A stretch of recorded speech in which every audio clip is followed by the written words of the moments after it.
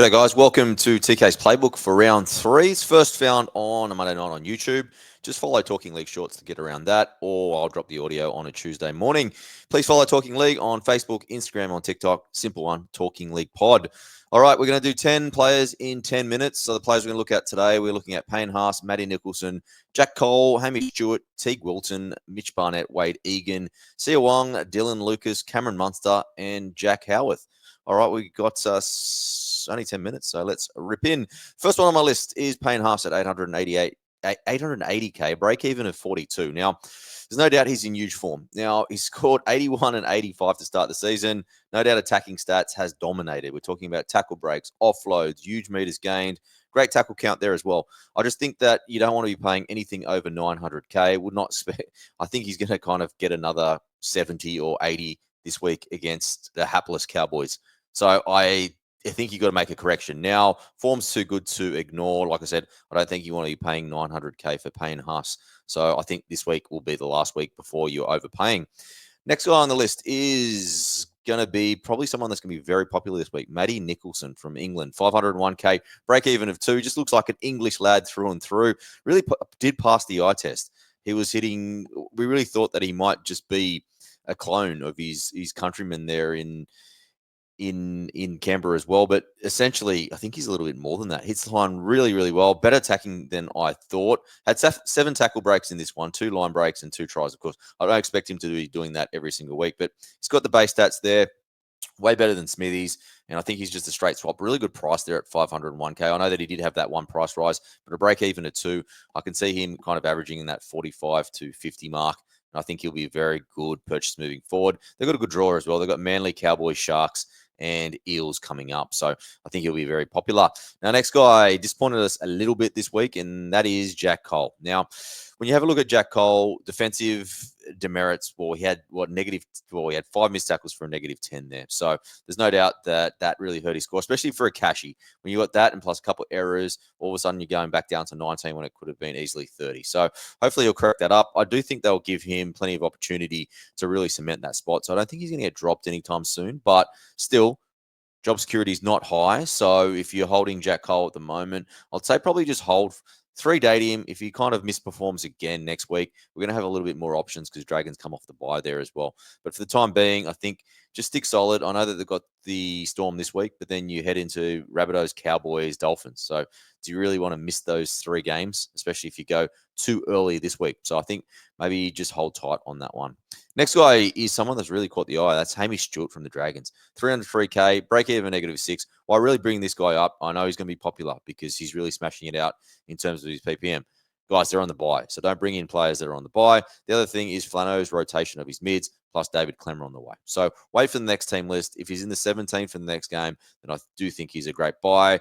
And I think he's also going to be a great replacement if you want to replace in the future the likes of Duffy, Purdue, Cole, Jack G. He did lose 11 minutes in the second game. I do think that 30-minute mark will be more kind of what he did. Did have a try assist in this one as well. So just be careful of that. I do think that he can average around that 30 mark moving forward. So he'll just continue to accumulate some good cash. So get around him, but more for next week.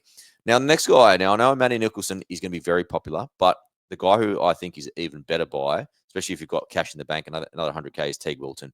Now, we know what Matty's only played 1 game. Teig Wilton, we know what he brings to the table, especially when he's fit and healthy. That left edge, he's got that 80-minute roll, hits an edge. He just hits that line really, really well. It's got a great try. This one wasn't on the edge. This was one point it was backing up Ronnie on the wing, but fantastic game throughout. Still can kind of tidy up a few. He had 4 missed tackles there for a -8 demerits. But I do think that if you're looking for a solid edge and someone that's going to have that 80-minute role in a really good attacking team who gets through his base there as well, I don't think you can go past Teig Wilton. If I had more cap room, I would actually take him over Matty Nicholson this week.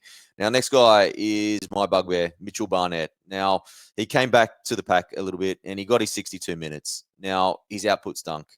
The thing is, he did have 33 tackles, 120 meters gained. So his base isn't bad. The only other thing is he's just got no attacking stats, which means no offloads, no tackle breaks. Essentially, when you get a couple errors here and there and a missed tackle, all of a sudden your score's at 41. So 685K. I just think we can do better things with it. I'm actually upgrading the Payne Haas this week. So I think there's definitely options there. There's Teig Wilton, Matty Nicholson, especially if you're using Barnett there in the edge. And like I mentioned, Hamish Stewart, you can cash down and get some more money next week as well. But look, if you've got other fires to go, you could probably hold him for one more week. But even with the duel, I do think he's a sell.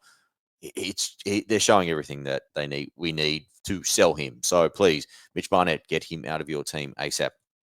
Next guy, really good to see him because I really just rate his attacking play. Wayde Egan. Now we know shooters all over it. The cat didn't even pick him though, so sucked into you, shooter. 73 on the weekend with a great try. His ruck work, like I said, was fantastic.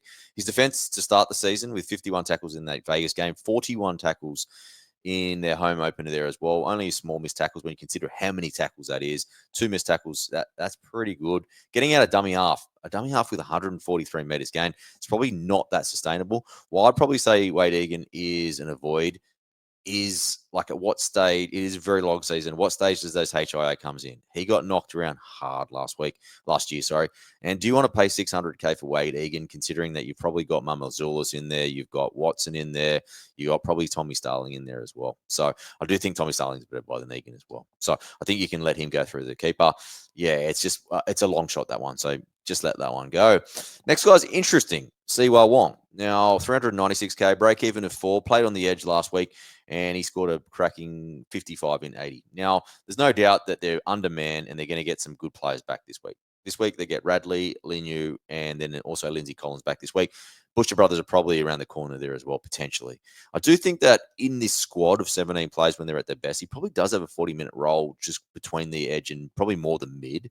But it's one of those things that a break even of 4, you probably could run the gauntlet on this one, but realistically, you could be wasting a trade also. And I do think there's a couple of edges that are a little bit more expensive that I think will give you a little bit more certainty moving forward. So I'm pretty much an avoid there on Siua Wong for the short term. But like I said, if it fits your cap and you want to take a punt, then Siua Wong probably could be very, very good there as well.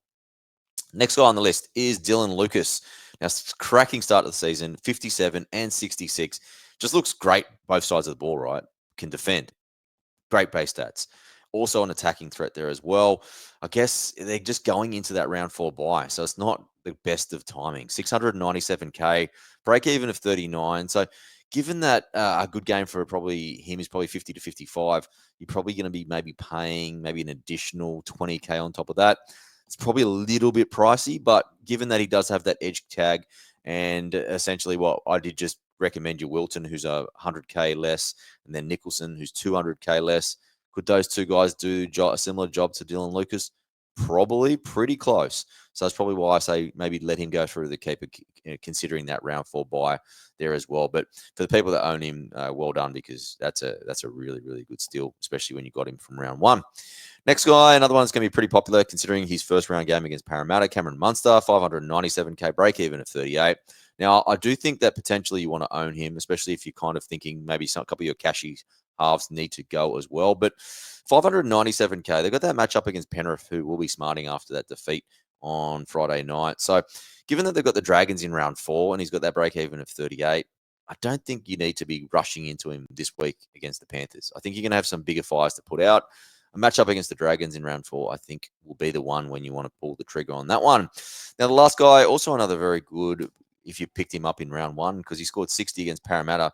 But I guess they are a little bit hapless there as well. But Jack Howarth, 478. He's a dual edge center. Now, I don't think you want to pay over 500K for him. So I think you needed to pretty much start with him from round 1. I guess the biggest thing is right now, do we need centers? Because essentially we've got Tamale, Toa, we've got Robert Toya, Marky Mark. A lot of teams also have there as well. So, and then we've got guys like Shiba as well. So do we need him? Probably not.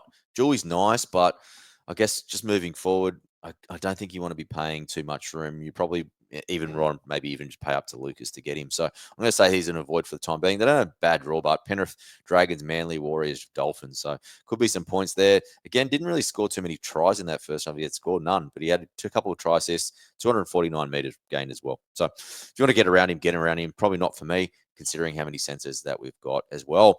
Just looking at TLT is going to be very interesting moving tomorrow, because essentially what is Toddy Payton going to do with his lineup, because they absolutely stunk there. So what I think he's going to do with both Duffy and Purdue, do they survive? That's going to be something we're watching for. Broncos going to be a really good watch because Jack G had an absolute, nightmare game. And that's another reason why Matty Nicholson scored 2 tries. Replaced him with Pierre Kira in the second half. So will we see Pierre Kira actually come into the starting lineup, who's someone that probably in the next couple of weeks going to be a really good cashy to come up with? Reece Walsh lost a stack of cash. So he's another guy that I think is on my radar. The other look is the Titans because Fafita started from the bench, lost a ton of cash.